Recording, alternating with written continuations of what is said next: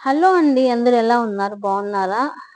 నేను మా తమ్ముడైతే అమ్మని తోడుకొని కోవిడ్ చిట్టీకైతే వచ్చాము. ఎందుకనుకుంటున్నారా? బంగారు షాప్‌కైతే వచ్చేసాము.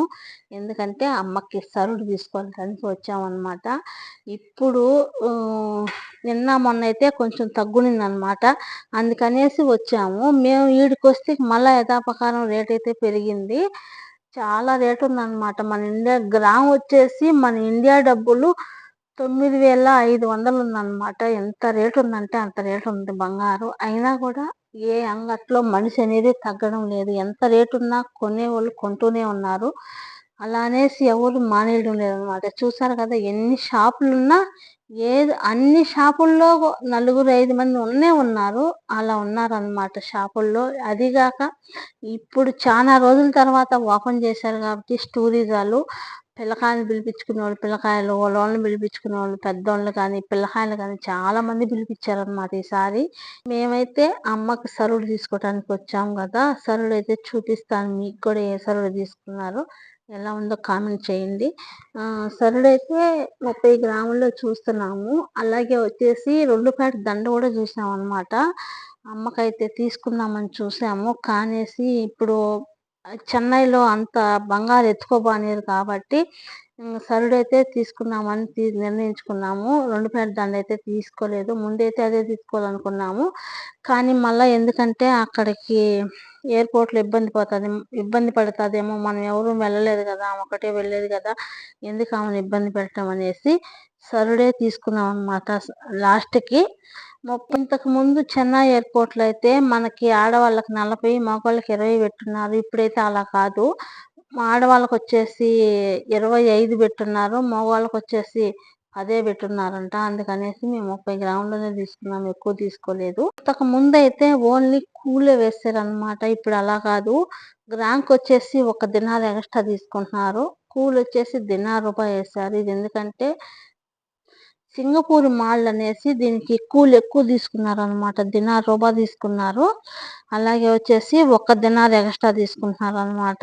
గ్రామ్‌కొచ్చేసి 2 దినార్ల రూపాయి మాత్రం పడింది మాకు కూలి మొత్తం కలిపి.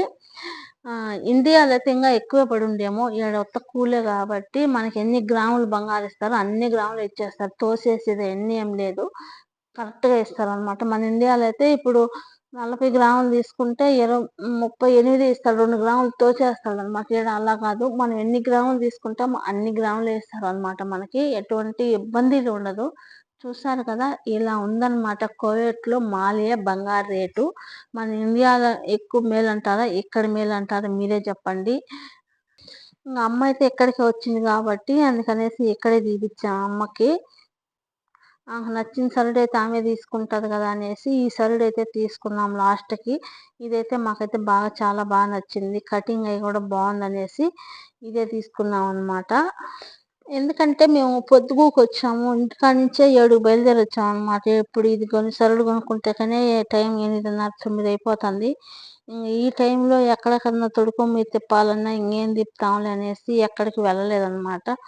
ఓన్లీ సరుడు తీసుకొని వచ్చేసాము. కనీసం వాటిలకన్నా తొడుక్కొని పోదాం అనుకున్నాము. శనివారం కాబట్టి ఏం తినమనేసి గమ్ముగా వచ్చేసామనమాట.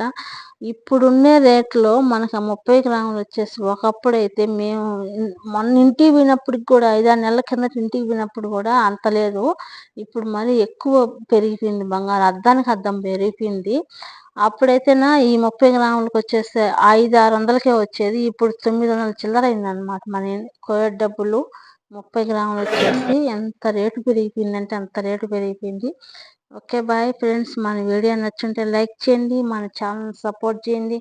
మీ సపోర్ట్ ఎప్పుడు ఇలాగే ఉండాలని మనస్ఫూర్తిగా కోరుకుంటున్నాను. అలాగే మీరు సబ్స్క్రైబ్ చేసుకుంటేనే నా వీడియో అనేది ఇంకొంతమందికి పోతుందనమాట. తీసేసుకున్నాము. ఇంక బయలుదేరుతున్నాం అనమాట. ఇంకా ట్యాక్సీకి అయితే వెళ్ళాలనేసి బయటకైతే వెళ్తున్నాము. ఇంకెక్కడికన్నా ఈ పక్కల ఆడెక్కడైనా తొడుక్కొని మీరు చూద్దుపమ్మా అంటే ఇంకేం చూసాంలే పొద్దుగూకింది. ఇంకెప్పుడన్నా ఒకరోజు వద్దాంలే అనేసింది. అందుకనేసి ఇంటికైతే వెళ్తున్నాము. Okay bye friends.